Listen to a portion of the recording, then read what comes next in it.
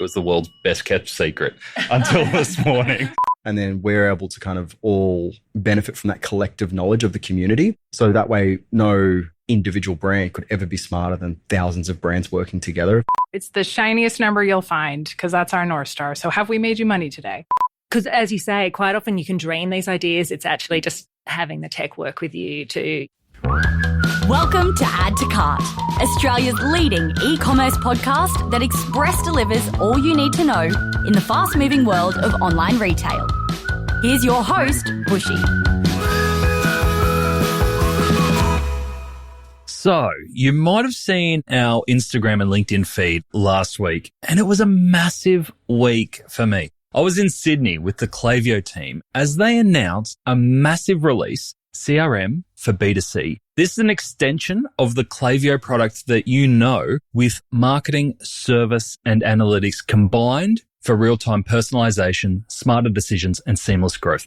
It was an absolutely massive week, which included my own fanboy moment of having the chance to interview the legendary Ned Brockman with the Klaviyo team. But the highlight was being able to get the most amazing crew together for a live in-person podcast recording immediately following the big Klaviyo announcement at the Sydney Opera House. Keep in mind that this was the most secret squirrel of all releases, which no one truly knew about, including today's guests, until Friday morning. And we recorded this podcast immediately after the announcement. So what you will get right here is the raw, immediate reactions from some of the most impressive people in the e-commerce industry. All right, I am not going to tease any further. I have not one, but I have three guests to introduce you to today before we get into our chat. First up, we have Suzy Nicoletti, the Managing Director and Vice President of APAC at Klaviyo. We've gone straight to the top here. Suzy is responsible for growing Klaviyo in the region and was previously Managing Director of Twitter Australia and a key member of Google's early sales operations in Australia. Joining Suzy is a return guest, one of the most customer and team-obsessed people you will ever meet, Jane Kay. Jane is the founder of Bird's Nest, a 20-year-old retail and e-commerce success story based in Cooma in regional New South Wales that now employs 120 locals in a town of 6,500 people. And last but not least, we have Jay Wright, who is an e-commerce growth expert and mentor to a community of over 3,000 e-commerce business founders at Ecommerce Equation. Jay's mission in life is to give established e-commerce business owners a clear and compelling path to scale without being reliant on a third party. All right, let's get into it. Thanks to the team at Klaviyo, here's our conversation with Suzy, Jane, and Jay, unpacking all things CRM for B2C, first-party data, and customer experience in a very, very special Add to Cart. So, Suzy, we've just been at the Opera House for a very big announcement from Klaviyo. Can you tell us, what is it? Yes. So today was a phenomenal event. We have had this in the works for quite some time, but effectively we are basically rebranding Klaviyo as a B2C CRM. And so the big change, right? We've always been known for our data. We've always had a great marketing automation reputation and good customer base. And so the big change for us is we are now entering into service so that our brands can get marketing, analytics, and service all in one very easy to use platform. Okay, so that's a lot. It is. And we've just been at the announcement as well, Jane and Jay. We're going to get your thoughts on it soon, but I just want to dive into the product a little bit further just so our listeners get a really good understanding of what's changed. So let's start at the high level. A CRM, B2C CRM. Yes. What's your version of CRM? I think our version of CRM is that we're really trying to solve the challenges that we're seeing uniquely in the B2C community. So we're building uniquely for the idea that there is a massive, well, there's two things. There's customers that want a much deeper level of personalization. So our customers today are basically saying, we want to see personalization on acquisition. We want to see personalization on purchase. We want to see personalization on retention strategies. And we want to see personalization on customer service. So if we think about how a customer builds loyalty, loyalty can be destroyed on the service side. So I think that was the first thing in our head when we thought about this. The second thing then is, okay, well, let's look at our B2C brands. What's happening there? And what we're seeing is disconnect. So I think what a CMO is needing, what a head of IT is needing, what a head of service is needing is all important to understanding the customer and getting that level of personalization, but they can't see the same thing. Everything's working in silos. On average, we have 18 pieces of technology. If you look on Twitter or X, whatever we're calling that now, I should know this from my time there. I keep saying with Twitter because of all the years it was Twitter, but people are listing their stack, and that's not sustainable. So if we're going to deliver for the customer, I think what was at the heart of what we built is how do we create something that uses that Klaviyo data layer that has always been unique to us. It gives you that unified customer profile. And how do we build so that you have marketing and you have analytics and now you have service and you can talk both pre and post purchase to that same customer? It's a huge shift. Tell us, the line that got me in the presentation was the only B2C CRM that's available. Yeah. So I hadn't thought about it this way before. So all CRMs have basically been built for B2B and transitioned into B2C worlds. Exactly. And so what we're seeing with that, the feedback we're getting is when you're built for B2B, it's difficult to scale. It's difficult to keep up with those millions of transactions that are happening every day in real time. And so it's slow. So the feedback is it's slow. We're not able to personalize. It's very manual. And Klaviyo is built for speed. It's built for real time. It's built for the combination of the data we already have about your customer and then our predictions with what we believe will happen in real time. So that's our superpower. So we want to lean into that more and give brands better speed. It's a huge level up.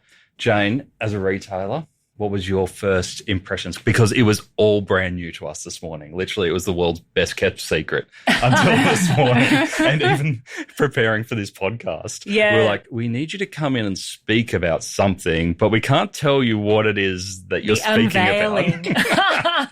Well, it was very exciting. I mean, I do love a bright and shiny thing. And, my team's always like, if it's new and bright and shiny, I'm always like, and I love tech. So, obviously, for a company that's obsessed with their customer data, and we have so much of it, it was very exciting to hear, we're obviously a Klaviyo customer as well, that they were taking it one step further. I think our theme song this year is simplification, and I think for a lot of retailers out there, our tech stack is really complicated. So if someone that we're already working with is simplifying our tech for us and helping us create, have a conversation that is more one-on-one with our customer all the way through that, obviously we've been using Klaviyo as a marketing tool. And, if that's something that we can take to we obviously use a different product at the moment for how we service our customers. And yes, it was a B2B tool that we've adapted. So yeah, I think I've got lots of questions. Like first up, I was like, this sounds really interesting. I want to know more. I want to hear your questions, but first I want to get to Jay's reaction. What was your thoughts when you first saw it? Look, I think it seems really logical. And I think a couple of things that are really exciting for me is just the thought that we can reduce a lot of friction. Most of the brands I work with don't have gigantic teams and they don't have necessarily even a CRM specialist in-house. They often aspire and do grow to that point. But for a lot of people, I don't think they can hand on heart say they're maximizing what they could do in Klaviyo. I think a big part of that is friction and siloed data. So I think it's a really logical move to roll more of that in for two reasons. One, you can just reduce the friction between having siloed data and having to go off platform and do predictions on one tool and look at service stats on another and try and integrate that with marketing. And I think the other thing that I'm really excited about is just directionally where the whole world is going with AI, having really clean data sets that you can easily access is going to enable a lot of these automations to flow a lot more seamlessly. So, we've been trying to have really solid data hygiene in ad accounts for a long time. So you can sort of leverage AI to read data correctly and get insights from it. And I think there's just so much information. We don't want more information, we want more insights. And I think that comes from having really well organized data across the business units, not just these siloed pockets. So to me, it was like one of those things you see and it's like, this is so obvious when you see it. This should all be under the one roof. But yeah, it's awesome to see it happening now. Because you had time last year, didn't you, with AB, the founder and global CEO of Klaviyo. Did you have any inkling that this was coming?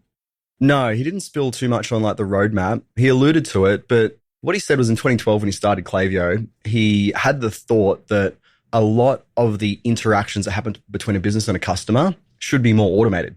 And that was sort of the big belief that he had. And that's the shift that they took from just being a database to actually going into sort of providing an email service. And this seems like a logical extension of that. Like if you think of where the service platform's going to go with self-service and even AI agents within the customer support offering that Klaviyo is now going to provide, that just seems like another step in that direction of that original belief that he had 13 years ago. So it doesn't seem like too much of a derivative from that original concept that he had. But yeah, I couldn't get too much out of him, Nathan. He was pretty tight-lipped. As you know, this has been a really well-kept secret. The best-kept secret. Yeah. There's some jobs on the line here. Yeah, there were. The service side of it, I think, is really interesting. And the slide that I really loved this morning, Suzy, was that one where you said you've got options as a retailer around how you service now that you never had before. And you've got the option now of self-service. And I think the stat was that 90% of customers actually want to self-service if they have the opportunity. You've got the layer of AI service. Yeah. And then you've got the element human service. And I've never seen it broken down like that, which I thought was really interesting. Yeah. How are we going to help retailers choose which one to activate and use at the right time? Oh, you've queued me up so nicely. It's all about the data, right? It's really understanding your customer more deeply. And I think there's two parts of that are interesting. So when you get the opportunity to build something new, you get the opportunity to do a lot of research to understand, what the B2C customer is or brand is thinking and what the customer wants. And so the overarching theme that our chief customer officer was taking us through is, 90% of customers are like, hey, I just want the information. I want to get back to doing what I was doing. And I think, nothing too magical there. I think what we then thought is, okay, how much of this, to your point, can be an AI agent, right? What percentage of your queries can get to you quick and easy? You come into the customer hub, you log in, you got a question, there's a quick answer, you're back on your way. And how can we keep growing and understanding that? The more we can answer in an automated fashion, the better, right? So I think we've created the components so that in the same way we've empowered our brands to learn about marketing, you can now also learn about your customer service side as well. And then the third part of that, which is interesting, is again with the data, how can you have a customer coming in, right, and think about where it's an opportunity to answer a question and introduce something new? So how can we evolve, service to be a revenue generator and not just a cost center? So that's the end-to-end game, but obviously we want to solve for that 90% need in the first instance, while also giving brands those insights and those anecdotes they need to think about how that experience becomes more seamless. I feel like that has been talked about a lot over, say, the past 5 years around how to turn customer service from a cost center into a revenue generating team. But I don't see a lot of people doing it really well. What about you guys? Jay, I might say you've got a good view across everyone. Yeah, look, I think we've seen like the proliferation of some new tools that play in this space. So I definitely think there's like a latent want for people to do this. And there's been some like Shopify apps and add-ons like order editing, for example, that have kind of come from nothing and sort of shot up. And it allows people to kind of like edit just like a simple app. Like you don't have to email in and ask to change your shipping address when you got it wrong because it was the default on your Apple Pay. You can just change that yourself. Like such a simple thing. But there's obviously a huge demand for that from retailers because it's a huge cost center, and, what we've seen from some of the analytics in that app, that you are able to then upsell people and say, look, hey, we're changing it. We've still got space in the box. Do you want to add something? So it definitely appears that people want to do it, but I think they need to be enabled with tech to do it because it's not something that you can just code yourself. So yeah, I think we are going to see more and more people moving to this like self-service model and also the AI service model. Because like Jane, you would know, like the majority of tickets are like, where's my order? Absolutely. Like that's the majority of tickets really. Where's my order? Is it? Have you received my return? Yeah. Have you seen it? Yeah. When do I get my credit? Like a lot of the stuff is like pretty linear, query response, repetitive stuff. And so what I think that does is it really clogs up your CX team doing kind of mundane stuff. And I think a lot of people think, we'll be able to fire our entire CX team. I don't think that's really what's going to take place. I think it's more going to be your CX team can then spend longer with someone who's like, what style should I wear? Or like, what goes with this? And actually move upstream to sort of that revenue generation activity. So even if the tools themselves aren't like driving hard numbers, just freeing up the human power to do more higher order tasks and provide that like human level of service where it's more needed, like selling or or providing that first time touch point. I think that's probably what we're going to see here. Yeah, the use cases are pretty exciting. When it certainly made me start dreaming about all the things that you could do. As a wardrobe wingbird, I loved the, talking about that AI element. Because as you say, quite often you can dream these ideas. It's actually just having the tech work with you to, we've got so much great data, but then how do we, when she's on the product page, she's looking at it. One of our customers' favorite features on our product page is, will this suit me? And so she's told us about her profile, and we've categorized all our products for what body shapes it suits, what occasions it suits. And so she uses that. But imagine if she was interacting with someone that was logged in, that had that information about that person, had that information about product, and could have that conversation with them then. Like, I was just starting to my brain was going, getting very excited. Even on the way over here, and we can take this part out if you don't want to be in, but you were saying, like, what I love about what I do is that I've built this amazing community of people that I get to work with every day. And that's the part that I love. We also have to run an e-commerce business. That's part of the side gig, yeah. That's a side gig. But part of the community that I really love is not only our team, but obviously the women we serve. And I think, as founders, we are obsessed with the problem we're solving for our customer. And we've got all this great data, and they've trusted us and told us lots of things. And then there's all the stuff that we collect just as a byproduct of them visiting. And, but quite often it's like, how do we turn that into insights, and how do we use it? And I think as a business, we have used it really well in the service of our customers and made a lot of business decisions around what sizes we include, where we take our range, where we'd open a store, where we'd do a pop-up. Like, we've used our data to do that. And I think just more recently, I think we've probably got smarter about how we use it to acquire customers, partly because we've joined EE and cleaned up our campaigns and gone, we've got a lot of people in education in our, otherwise we should really be having a teachers campaign and a, farmers campaign. Anyway, so I guess I'm still excited, but I do have questions. So, let's get into them. What questions have you got? Let's go. Okay, so I'm sorry, Suzy, but I'm one of those really weird D2C clients that's not on Shopify. We love that. And I know we're like practically Shopify sponsored here, so. We love everyone. We do. Yeah. So look, I guess, I'm always asking, so what's the roadmap for other people being able to play, and who gets to play in this space now, and who gets to play in this space down the road? Who are we letting in? Yeah, who are you letting in? Who are we playing with? Yeah, who gets invited? Yeah. Who's like, who are the cool kids, Suzy? And outside the play card. Oh, my goodness. Who gets a fast pass? All right. So it's a good question. And if I can I make one point, and then I want to go into who comes in, who gets VIP, not VIP. Well, I'm not in charge. Ripping that out. Yes. I want to see just one other thought before we close out customer service is thinking back across 2024 on all of the roundtables I sat in and the things I listened to. One of the themes that came up over and over was, what do we about Temu? What do we do about Amazon? What do we do about like all this price pressure we're getting? And one of the common themes was like, well, we just make service cheaper. And one of the challenges that was always put forward in these roundtables was, no, that's actually a differentiating point. Like, the second you make that, you take that out, then it's a zero-sum game. So that, as much as we are trying to automate and make it easier, I think it's what I actually personally love the most about it, thinking about the challenges that face the Australian retail landscape with price pressure and forever discounting and people making service less. This is a cool opportunity to make service personal and to make service more. So I think that part can be fun. And I also think, again, thinking about our chief customer officer coming to Australia to launch, we hope and we are confident this market will innovate the best. So looking back at you, Jane, I know there's some cool stuff you can do with us, which is a good segue. Okay, so who's coming in? So naturally, when we think about scaling products out and how we release, that's one of the most important parts of how we're successful, right? We want to take everything that HQ's got coming, 220 features last year. This is obviously a big shift for the company. We want to make sure we get the right insights and we build in line that in a way that's fit for purpose. We are starting with Shopify, simply because it's easier for us to get that information and that data.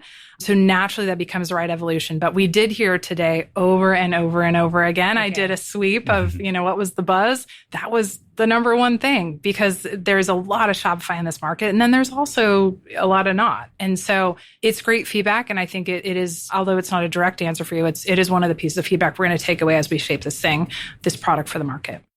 Lovely. Do you have any questions, Jay? I have so many questions. Buckle in. Buckle up. Just go.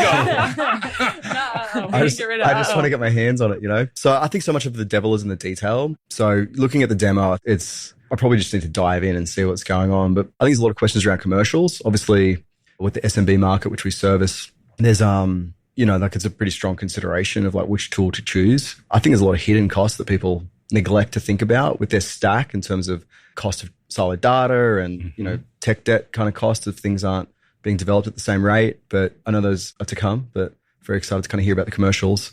And then I think it's just really about how these features are rolling out, because what I've seen with some apps and that sort of thing is say, I saw with the customer hub, customers are going to be able to like initiate a refund, which is a great self-service option. But a lot of people will want to opt out of that because they might want to not have friction around changing a shipping address or not have friction to add to the order, but they actually might want to create some friction to be able to like have a one-on-one conversation with people, see if there's something they could fix versus just straight refunding them. So I think my questions are really around like the nitty gritty, like how's this going to roll out? What features we're going to have in the settings?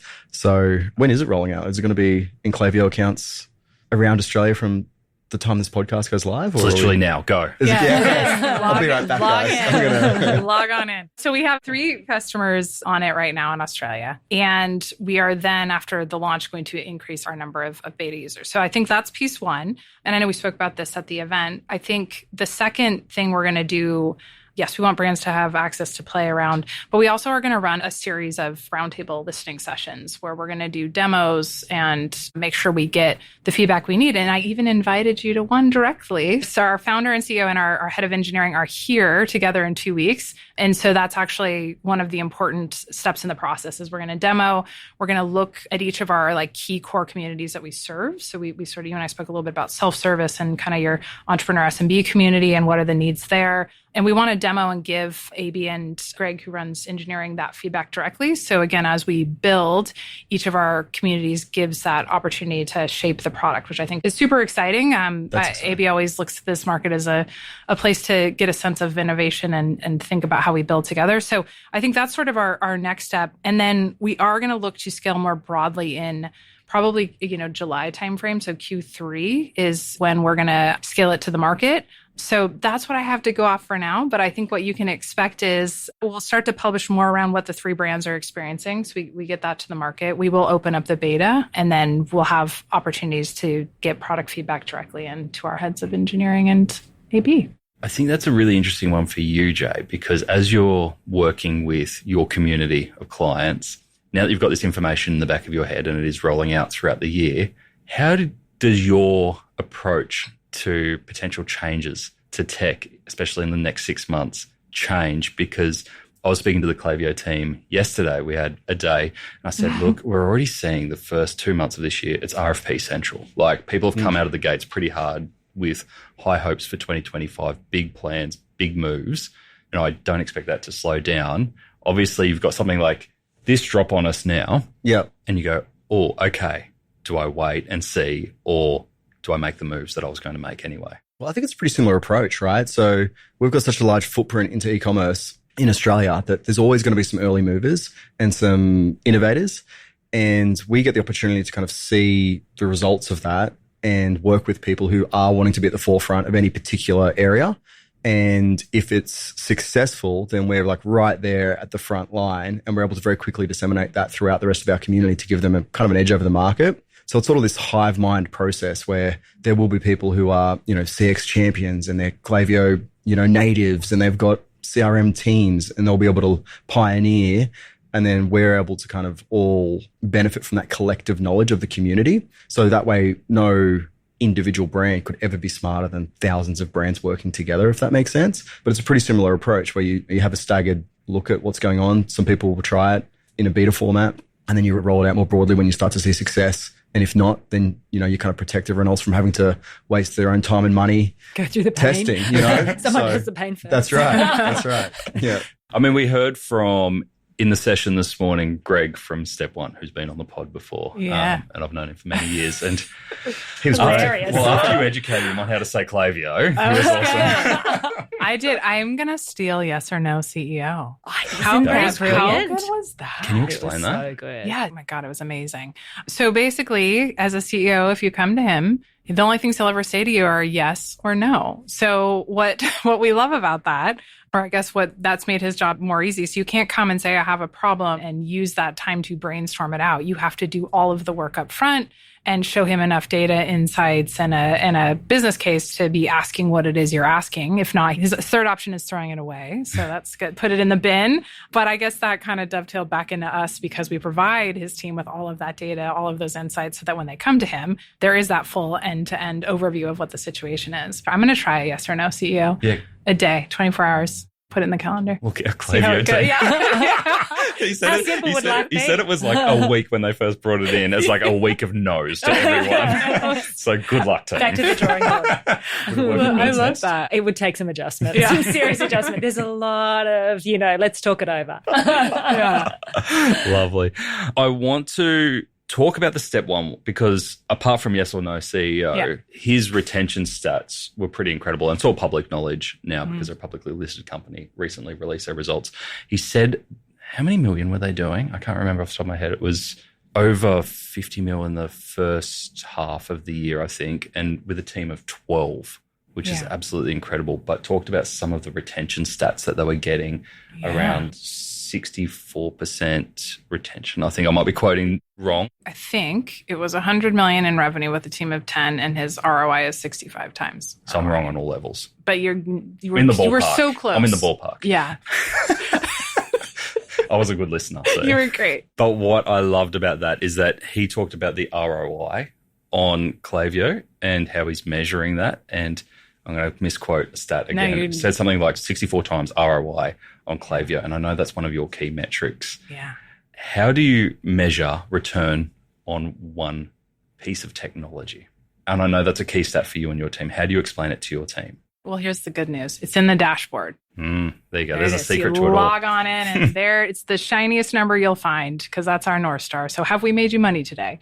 How much money? And for how much you have spent, how much did you get back? And that's typically the language that we find our B2C community cares the most about. So that's what we make easy for everyone to digest. And that's probably him seeing those stats. And we have built with this brand and we build with a lot of our brands with that North Star in mind. If like, how much revenue have you made and what's the ROAS and how can we make that better or get that in line with where it needs to be? And then the secondary metrics that sometimes become more prominent with point solutions are below that. We can look at that. We can look at click. We can look at kind of the micro detail, but really we just keep that North Star prevalent. And that's what helps us grow with our brands. Is that stat important for you, Jane?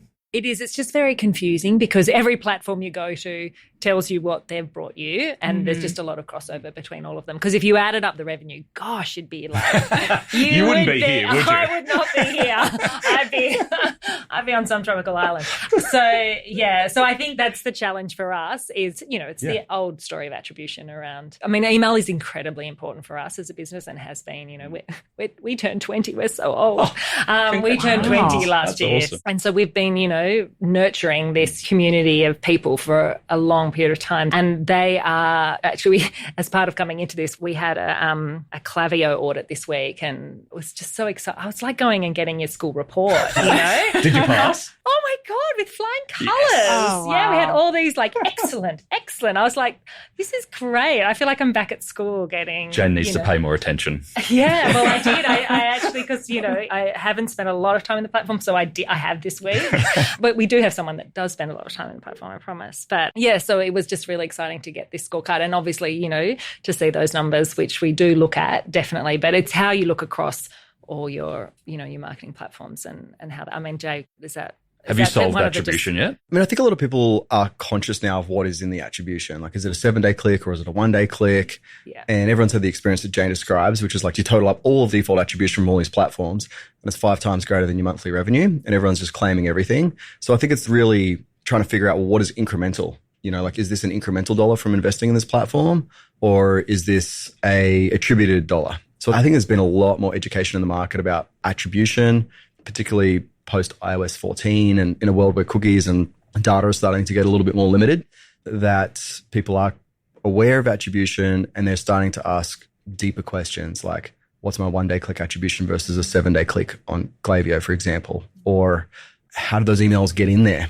If I'm having to pay for ads to get the emails in there. It's got to be some sort of blending of the actual who played what role. Right. And you can do some pretty sophisticated marketing mix modeling, and you can kind of get into multi-touch attribution. But for a lot of retailers, they're not that far down the rabbit hole yet.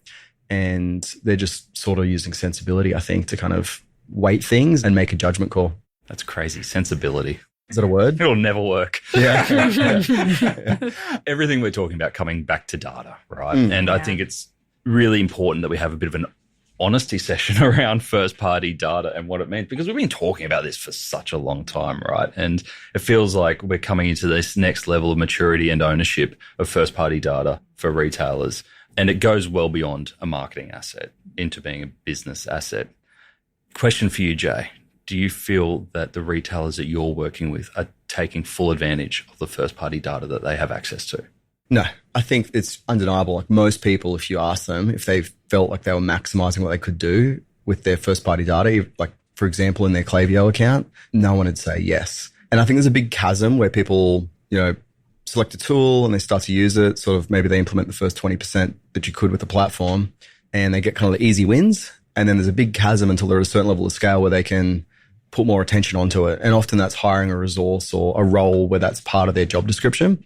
And so I think there's no shortage of like first party data. Like we're collecting it, it's there. But I think there's a massive lack of insights and usage of it.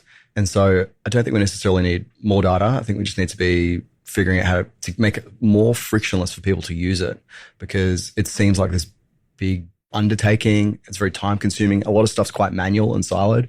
So yeah, to me, it's more like the insights you get from the data and the applied action from those insights where there's a big deficit, particularly in the early stage and SMB market. Is that what you're experiencing, Jane? Oh, 100%. I mean, there's no shortage of it. It's actually just incredibly overwhelming. And for someone, I think as a business owner and founder, you are obsessed with, and we, just to be clear, we never talk about first-party data. Like that just sounds so clinical to me. I know maybe we just don't talk like that, but we talk about our emails and or our SMSs customer information or our voice of customer that we did or our style profile that we've collected on our customer. So we talk about, we never, until this week, we haven't, we don't throw around the term first-party data, but we do talk a lot about all this information we have. And if only we could just put it all in one place. And we have at times, actually given it to people who've come back and put it in these incredibly sophisticated segmentation tools and brought it back and told us we have like 25 different personas and like all that, and it's super interesting when you do that stuff. And obviously that's getting more and more powerful because that was years ago we did something like that and you could almost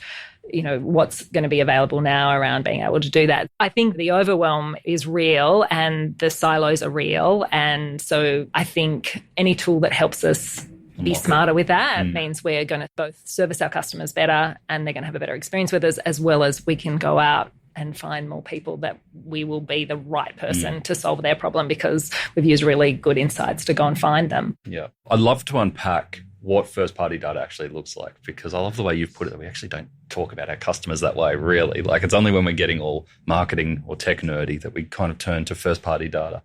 Obviously, you've got emails. We all want emails. We all want phone numbers. We love names. We love a bit of buying behavior. What is at the core of what good first-party data looks like for a retail? What do you think the minimum standard is, Suzy? I think the minimum standard is data that goes beyond like a one-dimensional perspective, right? So I think when we go back to why this company was started and what excited me most about it, it started from a problem back in 2012 that our founder realized that there's all these brands out there doing great stuff. They could only capture data that took them from A to B in a very small silo. It was too siloed, it was too disconnected. And so what he set out to solve, or what they set out to solve, was effectively how to make everything connect, right? If your data's not connecting, if it's not honest, if it's not, so the first thing is like, how do you create connected data? So that was really the first thing I think they set out to solve is, okay, we're going to build a business, again, no products back in 2012. We're going to be a data company and we're going to help brands and marketers really understand the full customer journey. So I think that was piece one. It's connecting all of the points of the customer from, purchase and behavior. So you can see what's happening. You can really get a sense of your customer. So I think that's the first thing. The second part is it in a place where you can take action, right? And that's where the AI component comes in. So it's great to have it. What can you do with it, right? Back to Jane's point, wow, we've got all this data everywhere. But can you take action is the second thing. And I think that's the reason AI is so important to us. And that's been integral to the tools and the products that we built. And then the third thing is speed. How fast can you take action? How real time are you going to get a report a week later and then a trend has moved on? Like, how quickly can you move? So I think we think about those three areas, the connectivity and the speed being really key. And we think about data and we think about how we continue to build on top of it. And we hope that we win the right to be the point of record for a lot of brands and we win that trust with the data that we have. I think that's where we really want to go as a business. I love that phrase, win the right to be the point of record. Yeah. You got to fight for it. Yeah. I love it. Jay, in terms of retailers that you're seeing really taking that next leap ahead in owning that first party data, what are you seeing that's really interesting of those who are taking control? I think just to some of those points around first party data, I think the mistake that I see is people sort of do the minimum. And then when they get a long way down the track, they've probably realized that when they get to scale, it would have been way better if they could have collected a little bit more than the basics. So for example, if there's a brand that sells to male and females, they might scale quite a bit before they realize we should start trying to, get some of this data. Because when you do have the scale where it makes sense to turn your attention to some of these activities, often you've then got a task in front of you to go and kind of restructure your data or restructure how you're going to approach things. So I think just having a considered approach and thinking about where do we actually want to end up, even if you don't have the ability, it's kind of overwhelming right now to go and figure out how we're going to split everything for, say, males and females or go down that rabbit hole. Even just thinking about, well, what are the logical kind of hierarchies that we need within our data to be able to best utilize it now, but also in the future. So I think that's definitely one thing that better brands are doing is just thinking about what is the actual use of this. I think. And just on that point, Joe, before you hold the thought on the next one, because I know it's going to be good, but on that male versus female one, I know that's just an example. Yeah. But I'm really interested in implied first party data versus explicit in terms of, not in terms of opt-in, but in terms of, we're not talking about a tick box here when you order to say, yes, I'm male or yes, I'm female. Yeah. Are you saying about using signals through either the buying process or the data that you've already got? Yeah, I think that's definitely aspirational. And there's definitely, I think with some of the stuff that's rolling out with KDP and the Klaviyo AI layer, I think there'll be a lot more of that implied tagging that takes place. Frankly, the majority of brands right now are explicitly asking people in the pop-up, are you male or female? And I think that's probably the majority of the zero party, first party data that they're collecting in that regard. But one thing I'm really excited for is to make it easier to tag and get applied data because, for example, say like a brand like Tile Cloud, they have a quiz as well. And the quiz is like, what style are you trying to create? And they'll walk you through a quiz. And that's a manual process. But you could probably infer that based on the tiles they're looking at or the reference jobs that they're looking at in the blogs. And you could probably make some pretty good inferences and then suggest, well, based on, it looks like you're going for the modern coastal style. Would you like to add our preloaded sample pack to your cart and get the tiles for $25? Where now it's quite like, there's a bit of friction for the customer to actually be drawn through that. And I think reducing customer friction and sort of having a ambient observation of them rather than needing them to make some here's some more data. Right. Yeah. So to me, that's something I'm really excited about is that people will have more ability to have this more implied accurate data versus having to do these manual forms or quizzes that a lot of us are kind of dependent on right now. Yeah. And I think, as we were talking about, we have a style profile that we ask our customers for, which we did do really early. It was almost too early. We had all this great data. And I think probably, it's now we've got the tools, we can leverage it even more. But it's a big investment for a customer to fill out something like that, like a style profile around all the favorite colors, a body shape, what she'd wear, what she wouldn't wear. So I think if you're doing something like that, there has to be, it's like, will you date me before you marry me kind of thing. And, often there's for us, there's a style profile at the end of that. A style guide at the end of that. So she gets her own personalized style guide. And, I think that is often having something that you're getting out of the process. And then, of course, your style recommendations and a curated range. But yes, the more we could now infer from her behavior on the site now than actually making her go through that whole process, that's definitely something we're looking at. Do you have to incentivize your customers to fill out that style guide, or they just love you so much and they see value in it? Well, they're incentivized because at the end of it, they get their own personalized style guide. So that says, look, well, this is your body shape. So this is our recommendations around, if you want to show off your hips, you do this. If you want to make them, and then we curate a whole range based on an algorithm that takes their profile information and our product information and says, here's the best, this is the Love Heart score on all our range, and here's your best Love Heart scores kind of thing. So, but now, like, we're all still doing that. Like, that's all in-house. We have 3 software engineers in our team. Like, it's not possible for us. It's just that's where we grew up from, in a time when there wasn't all these things we could plug in and do. We had to build everything from scratch. I just love that you've got a Love Heart score. Yeah, totally. It's like the perfect match. We are like the matchmaker between a girl and her, like, ideal outfit. And we're like Dexter. And what was that perfect match? Do you remember that show in the 80s? My head went to somewhere else with Dexter. I'm like, that doesn't feel very business. No, do you remember the perfect match? Perfect match. Sure, his name was Dexter. Could be wrong. I was thinking of the TV show, but that's another story. We talked about how this is no longer a marketing effort, first-party data. It needs to be owned by the organisation. And I think, what you said, Suzy, there shows the importance of it. So we've got to fight for the right to be that single source of truth there. How do you see it working, busting out of the marketing silo of owning customer data and affecting real business decisions once it is organised, to your point, Jay, and accessible? Where do you think it can make an impact throughout the organisation? Yeah, well, I wouldn't say we're busting out. We're growing. We have new products coming. And effectively, what we want to be doing is continuing on in marketing, right? And going back to we still love you. We still love marketing. Still super important. We still have a big job to do there. And eventually we want to be at a place with our product. And Emily, our CCO, touched on this today, where we're making recommendations based on everything we know about your customer. And we can get to the point where we can say, okay, the right message on the right platform at the right time is this, right? For each customer engagement, to make that matter and make that relevant. And with the lens that less is more. So a lot of the reasons that our brands come to us is they're sending to everyone all the time about everything, right? So we want to pull that back and make that relevant.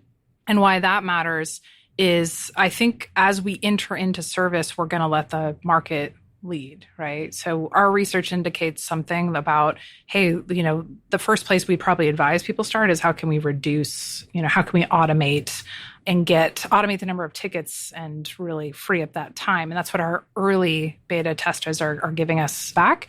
But the more you know about your end-to-end customer base, the more you can drive your business. And I'm okay to talk about MeshKey as a great example. And that helps us understand their customer base. It helps us talk to their customer base in multiple countries, on multiple products, on multiple launches. And they actually went beyond that. In the US, they examined their data to actually think about where they set up their 3PL warehouse, right? So we're starting to see more and more that the more you can come into the data, the more you can understand business decisions, what products you're stocking, what products you're not, and when and where. And so I love that 3PL decision, because that's one of our more public ones around, or maybe not.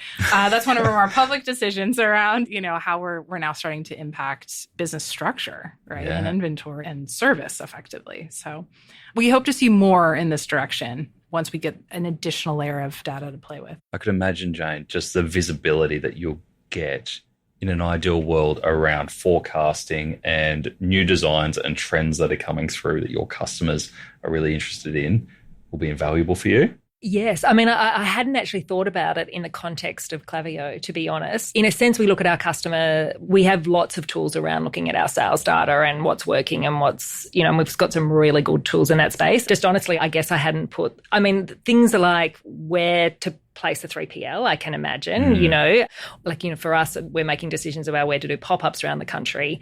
And so just understanding where we've got the most engagement with customers, where we're sending a lot of parcels, where that kind of decision, I can imagine looking at the data and making. I feel like the tools around what decisions you're making around your range is separate. Yep. And we have separate tools for that, unless this tool is just going to do absolutely everything. I've got only one place I need to go now. I'm just announcing a new Klaviyo roadmap. We're starting it right here, right now. I'm just trying to imagine my designers in Klaviyo, I'm finding them hard enough to just get them into the sales report tools. So, and I've had to make it very visual and very pretty. Where my mind was going is your example before of we've got a really good view now over our different different customer segments of teachers, farmers, etc., and being able to kind of go, all right, let's pull that segment and really understand what's hot with them at the moment, from pulling that purchasing data in there, maybe what they're browsing but not buying. Yes, right. As to inspire the designers. Yes, to inspire. Let's keep the designers out of Klaviyo, hey? I think we should. I mean, I'm open to anything here today because we're this innovation market, so we can pitch this in 2 weeks. Okay, I'm following now. You're following. Jay, what about you? Do you see any bigger business decisions around using this first-party data if it is organised correctly? Yeah, I think so. What I see a lot of is people will go to other platforms to get some insights and try to come up with some predictions. So say someone might, put all the data into Lifetimely and they'll figure out like logical next purchase. And then they'll take all that data and they'll set up an incredibly manual process, 6 or 10 different iterations of their post-purchase flow based on external data that they've gone and analyzed. The challenge with that is that data is quite static. So, you might do that analysis in October and everyone goes and buys in Black Friday, and that might not be fully representative data throughout the year. So I think like one of the things with these business decisions that people are making is that if it's not an integrated, unified kind of data set, often to merge them, you take these static snapshots and it's not, living and breathing and updated lists and segments. So I'm pretty excited about that. Just being able to like do away with like, all right, let's go do an analysis project, go and do this massive manual implementation. And it's quite, I wouldn't say it's once and done, but it's not dynamic, So I think a lot of business decisions are made in this like snapshot of data and not really like able to have like a live dashboard, if that makes sense, to make daily good decisions versus just doing like a once-off project. Because I think that's how you've got to think about it, isn't it? That this is live data that is going to be the central source of so much that we do. And I talked about this with the team yesterday, but even things what Amazon is doing is saying, now we have all these purchase intents across all our platforms and all our users. We can kind of see what customers are doing and what's part of the purchase cycle they're in. You combine that with your first party data and we can tell you which customers are hot to trot in the next 30 days and we'll target them on Twitch, on Prime, to get you that sale. But that requires first-party data to be organised, but also accessible to those third parties to have that relationship, right? Yeah, 100%. I think what you're seeing, like with all technology, it usually starts with the big tech companies and it sort of trickles down. So what you just described with Amazon is essentially using like AI machine learning to signal intent and serving very targeted content to people that are most likely to buy. Meta's done the exact same thing, changing from manual campaigns to Advantage Plus shopping campaigns. And with, Apple stopping the passing of data through to Meta, they've had to pivot again to using AI and their first party data of people's activity on site to serve relevant ads that it thinks will convert. So like directionally, you would imagine that technology will come to each and every one of us where we can look at what's happening on our site and we can show the best next product or merchandise in a specific way or show a specific offer, just like Amazon and Meta are doing. And I think like that's why I'm like quite conscious of having organized, uniform data. And, you kind of do need to choose a record of choice to apply this to, because if it's siloed, it's just never going to happen. Yeah. Now, Jane, we know you are the master of the customer experience. Don't raise your eyebrows like that. I don't know that I'm master of anything, actually. Was there anything today around that you thought from a customer perspective that you looked at and went, oh, we could totally change the way that we do this for a customer in terms of the experience that a customer gets, either when they land on our site, when they get their product, when they're browsing the site? Is there anything that kind of triggered for you? Well, I think, for us, we talk about the fact that we're a wardrobe wingbird. So we're like by her side. Our magic moment is if she finds the perfect match, falls in love, feels amazing. So the dream for us is that process of meeting us falling in love with her outfit is seamless. And there were so many like aha moments today of just going, imagine if we could surface that at just the right moment. When, I remember because we were a bricks and mortar store, and when we went online, it was 2006, I started talking about going online. People were like, no, Jane, like no one's going to buy anything online. Like you've got to try jeans on. Like you can't, like no one was online in Australia when we were talking about it. And we finally got launched in 2008 because we had to build the whole bloody thing ourselves. There was no Magento, there was no Shopify, there was no nothing. So we built this thing. And I remember building this website that I was like, it's got to be like the store experience. When the person walks into the store, it's like we're having a one-on-one conversation with her. And we know what drives a woman when she comes into that. It's either like, oh my God, the dreaded school reunion, or like, I just love pink, just show me all the pink, or, you know, see this body, this is what I want to do with it. And so we knew the motivations. And so our whole site was built like, it was not dresses. It was shot by body shape, shot by color, shot by occasion. You know, Google was so confused, I remember when we launched, because they were like, we can't find the dresses page. Like, we had so many dresses pages because it was the red dresses page. And that, you know, so anyway, I had to completely rebuild it so Google could understand how to read us. But so from the beginning, we've been obsessed with this one-on-one conversation with our customer. And so this, you know, it's just so exciting that the tech's like catching up to what we actually want to try and do, you know, because I think that's what we all want to do, is have this incredible, like you with her, like her wingbird by her side, and you get her and you're taking her through that process. And so the more that we can have tools that help us absolutely get it right for our customers in the right moment, that is just gold for us.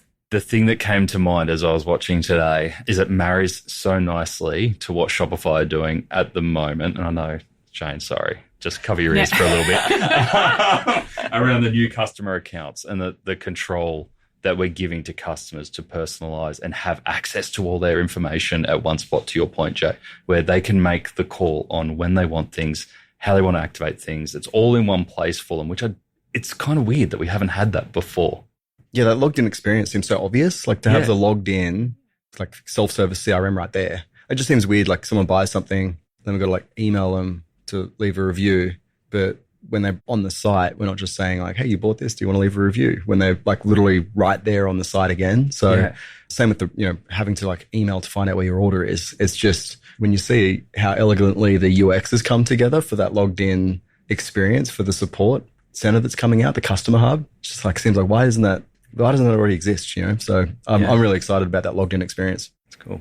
And like my mind races when we talk about that stuff, because obviously it's manage your orders, manage your returns, all that stuff. But when you start talking about being able to put wardrobes into people's accounts once they log in and being able to say, hey, this is waiting for you, like you would in a real world experience, that's pretty cool. Especially if you can start incorporating, and I might be releasing product features that don't exist yet, but personalized pricing for that logged in experience where it's only available to you because you're this type of customer and we think that it's worthwhile giving you this price on this product and give you a different experience to everyone else. How are you seeing people differentiate their customer experience? Or how do you expect people to differentiate their customer experience? I think you're right. There's the basics of being able to understand the full journey. We do have degrees of personalized experiences coming, which is great. And then dynamic promotions coming, which is fantastic. And I hope for that as well. I think when and you'd be the expert, Jane, but when customers love a brand and they really love a brand, it really just is about continuing to talk to them in the way that they want to be spoken to. And I think what I love about Klaviyo AI segments, which was our big focus of last year, it's really segmenting that audience and figuring out who are the loyalists, right? I used to, in a previous life, sell loyalty, and loyalty, you've got points, you've got your CFO involved, there's like 20 people involved in a loyalty program. Sometimes it can just be as simple as understanding how you're segmenting your own audience and how you're speaking to them. So I think there's going to be a fun opportunity to understand the segments, first of all, and now overlay a new element of the segment, which is who are the people that might be a loyalist but have problems with the service? What are those problems? How do we solve them better? How do we evolve? So I think there's going to be that issue or that opportunity to think about where to solve for who and why, which will become a single lens. And then I think there's also an opportunity of better understanding cross-sell at the right moment. So I think there's a lot there to unpack and discover. I think so far early reports just show, wow, that volume of support ticket has gone down dramatically. That's our first indication, which hopefully we'll release next week, of like early results. But ideally, we want customers to come on here and play and think about the segmentation and how ServiceNow comes in. But I have to go back to something very important. You did Google in 2006. Is that right? You tried to do Google Ads in 2006? Oh, it's just more. 2008, we launched online. Oh, okay. It was more that Google just couldn't work out how to even index our site or, because it was, we had to. Because you were for the customer, not for the bots. Yeah. It was silly. It was silly. I came out here I'm from Silicon Valley. I moved out here in 2008 to help launch the Australian team. and I worked in retail. So I wow. was going to say, I'm so impressed because I remember Google was, this runaway machine, 2005 to 2008 in Silicon Valley. And then I came out here and I couldn't sell Google against the yellow pages to most CEOs because the product was so far behind. And I remember live demos going very wrong, right? When you search the words and it just wasn't showing.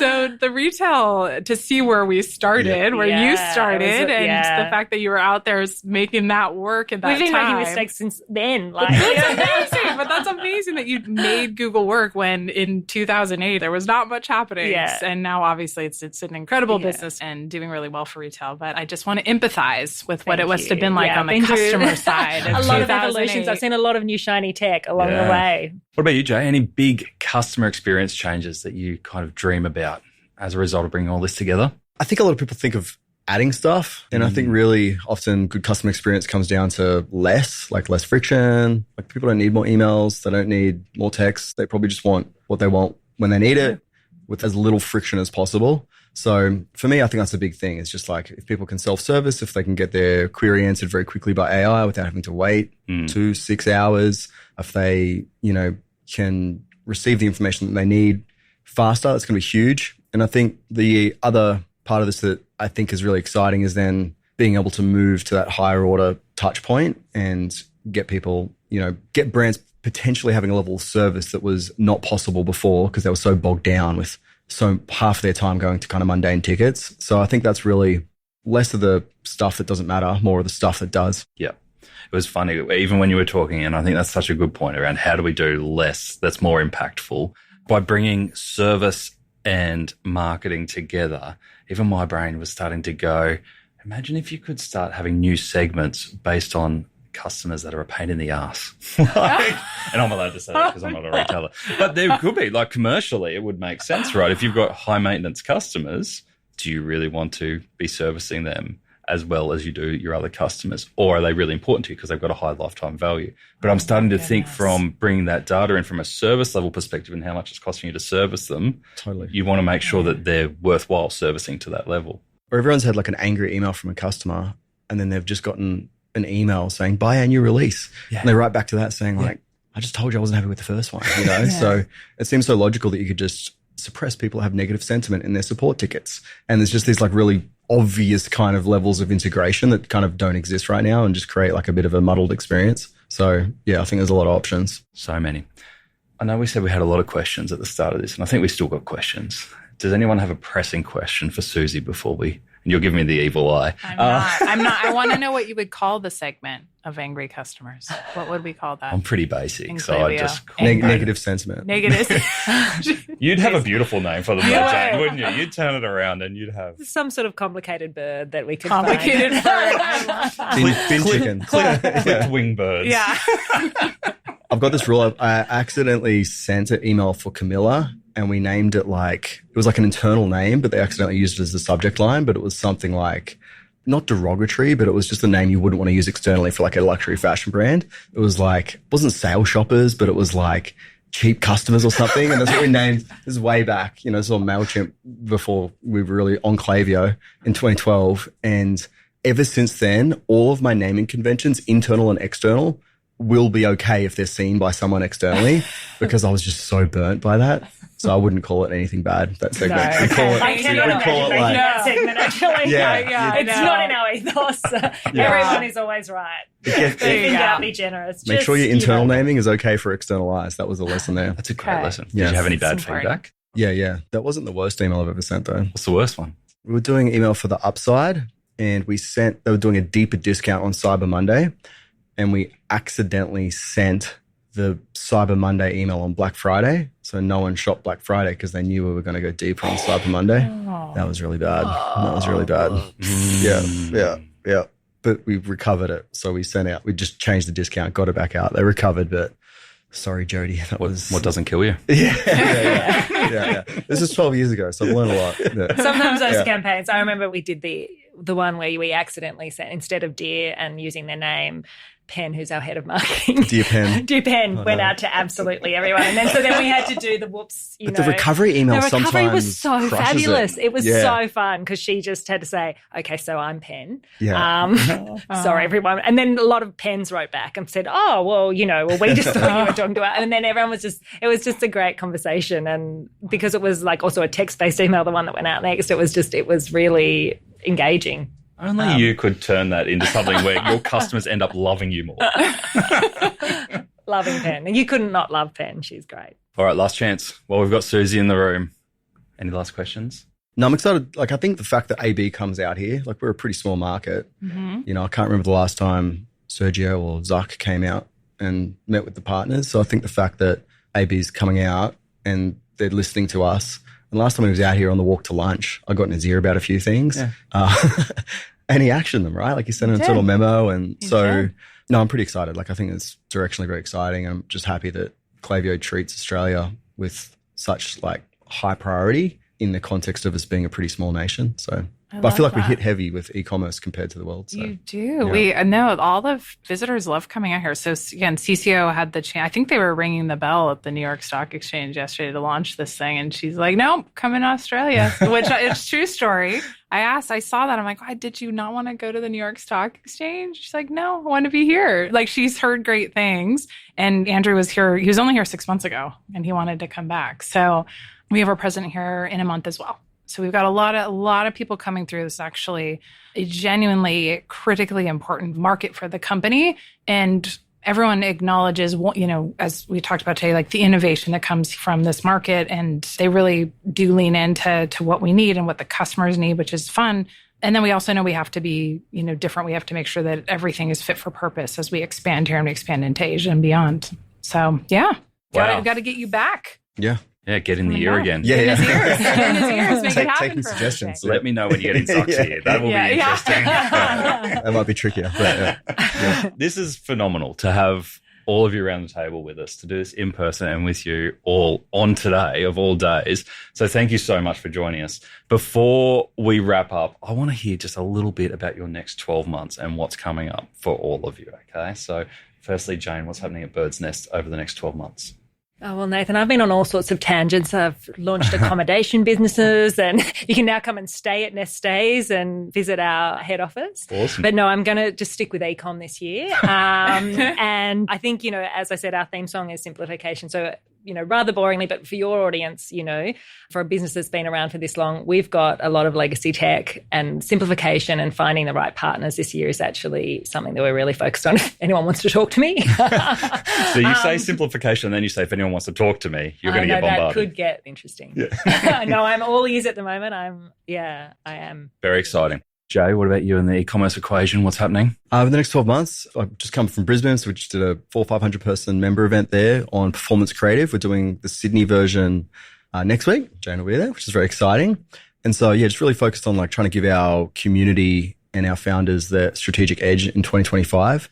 And there's been some big tectonic shifts. There's so much tech, so much change right now that really my focus is really making sure that our member base have a strategic edge over the rest of the market. And yeah, you know, we're looking at a whole rewrite of how to run ads, a lot of AI tooling and that sort of stuff. So it's business as usual. How do I help the brands win, and how do we help them grow and scale further and faster than they imagined was possible? So, and we're doing a lot more boardroom stuff. So we have, you know, Boardroom Accelerate. So Jane's obviously part of our boardroom, which is sort of for larger brands. We're really expanding that program with some new facilitators and mentors. And we're getting some awesome community happening from kind of the pointy end of the pyramid in Australian e-commerce. So yeah, it's great. Very cool.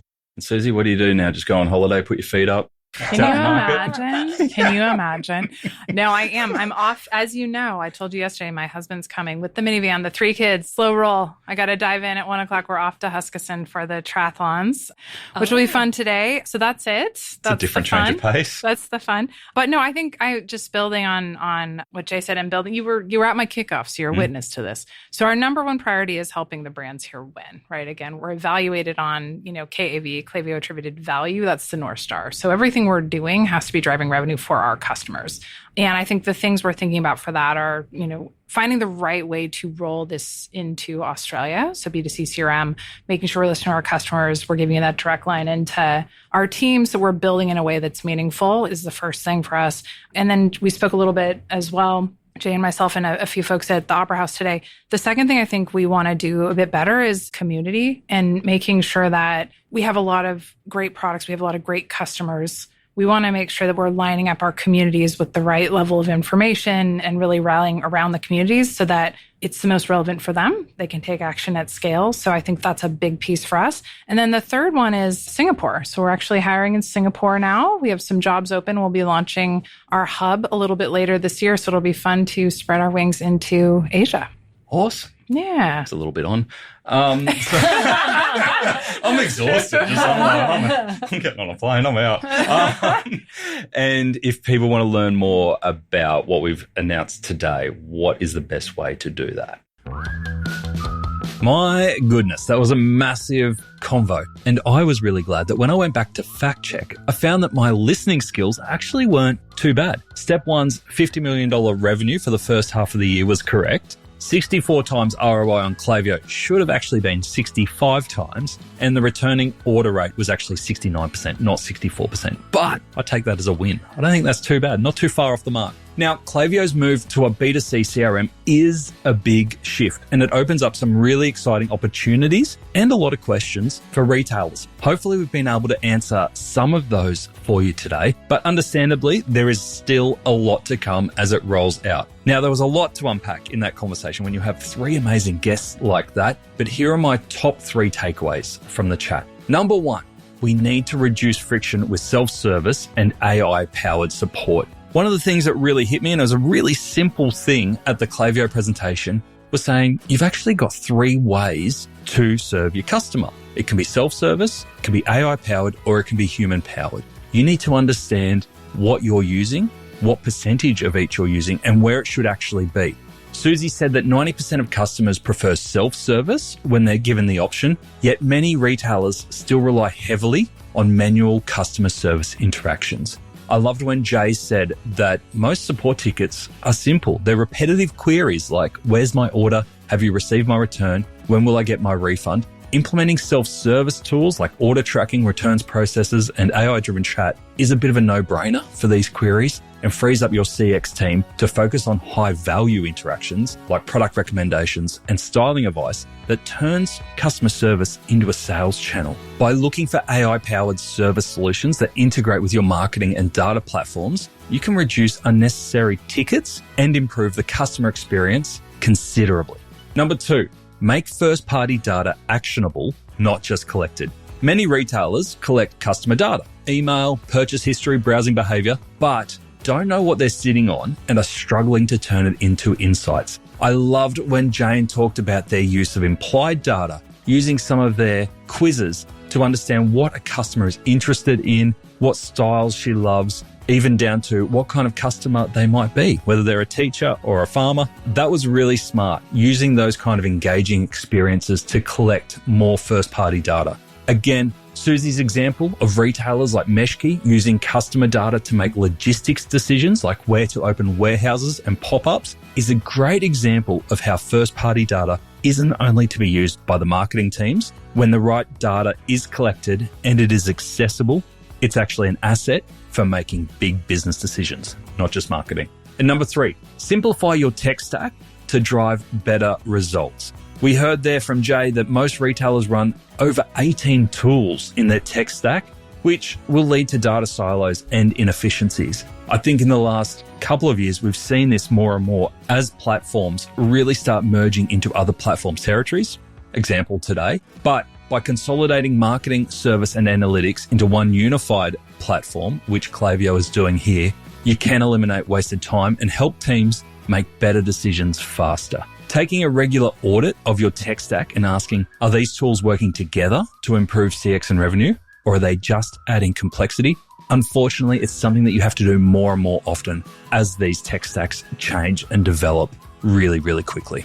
That's it for today. If you want to know more about Klaviyo's CRM for B2C that was just announced last week, head on over to klaviyo.com/au. That's klaviyo.com/au, and you can watch a demo right there. Thanks again for tuning in. If you enjoyed the episode, please consider sharing it with a friend or a colleague, maybe someone who is struggling to bring all their data together. And if you have time, leave us a review on Spotify or Apple Podcasts. It really helps us get the word out to more people who we can help in e-commerce.